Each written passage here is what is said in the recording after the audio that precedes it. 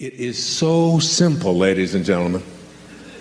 This idea that is at the core of all of our teachings. I've been out there doing this for over 30 years now. Your Erroneous Zones was published 30 years ago. And what I've discovered is what Earl Nightingale told me when I was just getting started in this whole business. When something called the strangest secret. We become what we think about all day long. We become what we think about all day long. But more than that, understanding that your thoughts are real, that they have an impact. Isn't it conceivable that your thought can have an impact on whether or not you can attract what you want into your life? That you can extend it out into a universe which is perfect, which has no need for you to interfere with it, which is always doing exactly what it is supposed to do. No restrictions on it. And it always has been doing it, and it always will be doing it. And everything that you're going through, it's all part of the perfection of all of this. That you are not any of the things that you've come to believe that you are. You're not what you have, you're not what you do, you're not your reputation. You spend a whole lifetime working on understanding that. I'm looking at the things that we believed in the morning of our life. What we were taught, what we were told when we came into this world, what you were told was important for you to do. It's important for you to go to school. It's important for you to get good grades. We throw this stuff at our children. We throw it at ourselves. It's important for you to look a certain way.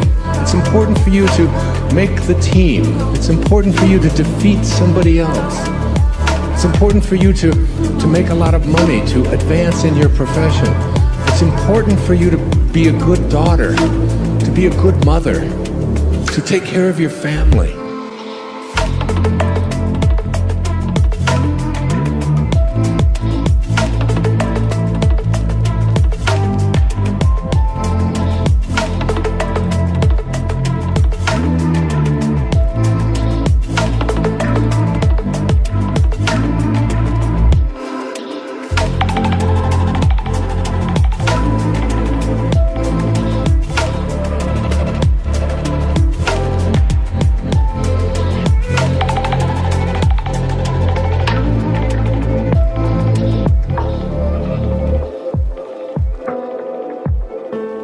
It's important for you to have goals. It's important for you to figure out what other people are doing and get there ahead of them so that they don't get ahead of you. It's important for you to win. I'm just scratching at the surface here of all of these things that we've been conditioned and told, this is what you're here for, this is what it's about, and you bought into it. You just hook, line, and sinker. We took it. We all did. I did too. We all did. And then you get to a point, and I just share with you this one observation from Jung called the stages of life. He says, thoroughly unprepared, we take the step into the afternoon of life.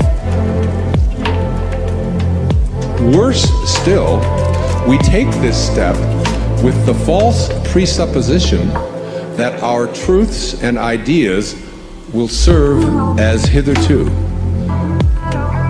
But we cannot live the afternoon of life according to the program of life's morning. Hear that, really hear that, because most of you here are in the afternoon of your life, and it has nothing to do with how old you are, by the way.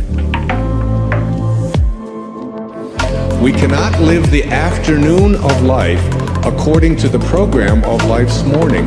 For what was great in the morning,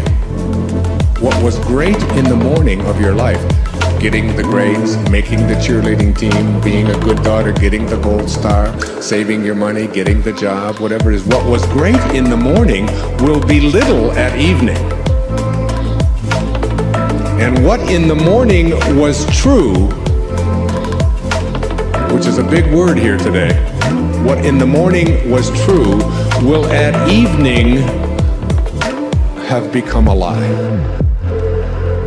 Now imagine how many of us are attempting to live the afternoon of our life by lies. They just don't work anymore. I mean, is the most important thing for you to get ahead of somebody else? To look a certain way? To have the right jewelry on? To get the job? Or is it to be on purpose? Is it to be making a difference? Is it to understand what I wrote about in 10 Secrets for Success, the second secret? That you're not going to die with your music still in you. Is it to know God? Is it to feel close to something so profoundly important that in here there's a knowing that I haven't been actualizing it, I haven't been fulfilling it? What am I here for? What am I here for? It's a question that you begin to ask yourself when I speak about purpose. And then you say, well, it's to be like God. That's what God realization is, to return to that from which you originated, the place of your source, the Tao. To be the Tao, to be it, to be the great way. And what is the Tao like? What does it look like? What is it doing? It's not doing anything. It's just constantly giving. It's just constantly offering. It's just constantly providing life.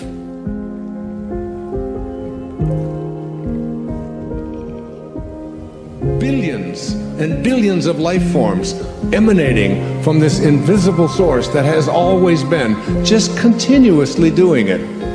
Why aren't you doing that? Why aren't you being like God? God is love, it says in the book of John. And he that dwelleth in love dwelleth in me. Your objective is to be like God, to return to your source, to your Father, whatever you want to call it. And then we take things like organized religion and we think, well, because I'm going to church and I'm doing the right thing.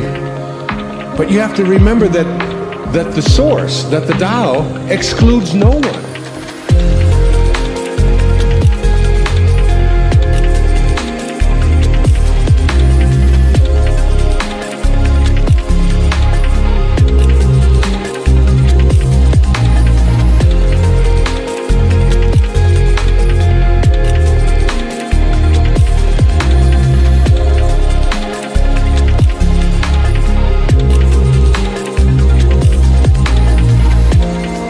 Excludes no one. It doesn't say you get to breathe and you don't.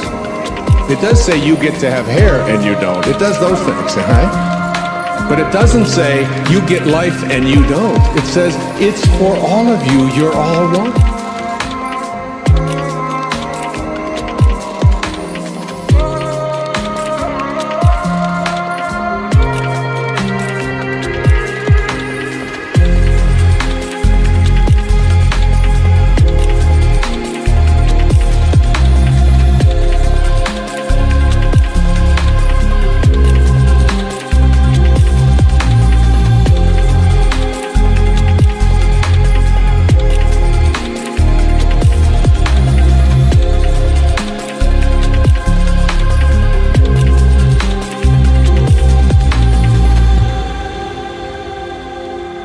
Take organizations that say only you get to get in. Only if you believe this way do you get to be part of God. But that's not of God. So any thought that you have that excludes anyone is not a thought of God. It's not a thought of Tao. And that's why the number one source of conflicts on our planet today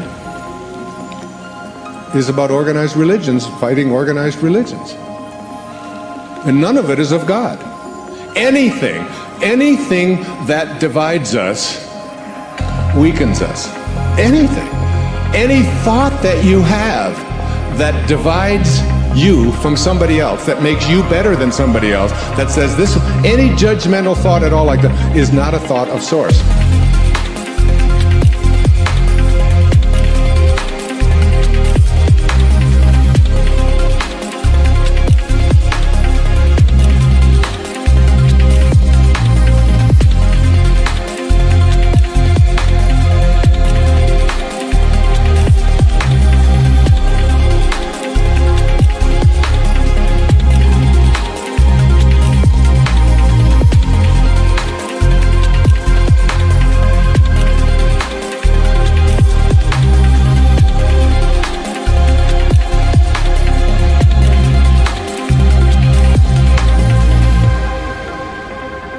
moment that you leave source, you lose the power to manifest.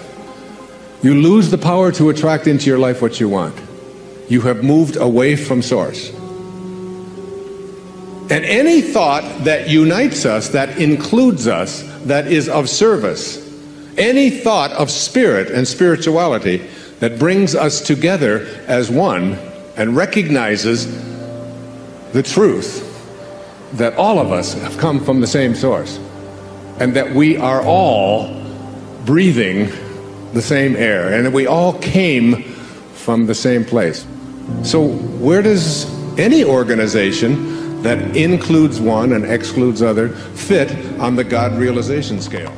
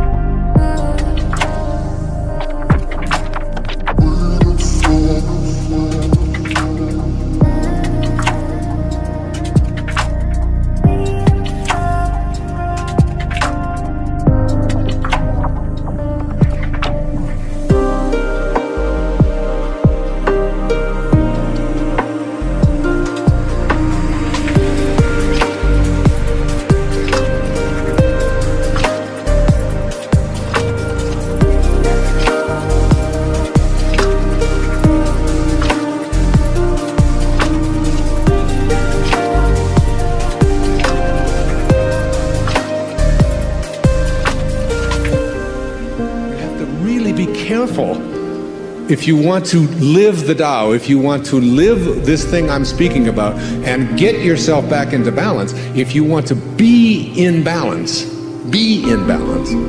then your habits have to start matching up with your desires in everything that you do. And it's just a simple matter of deciding to do it in all of your thoughts. Every place that you have any thought that is not aligned. Any place, any thought. So here are the thoughts that I'd like you to look at that keep you from the truth of Tao. All right? Every thought that you have that is on what's missing in your life. Every thought that you have about what's missing in your life is an energy that allows you to become a vibrational match to attracting more of what's missing in your life. The most valuable commodity I know of is information. Wouldn't you agree?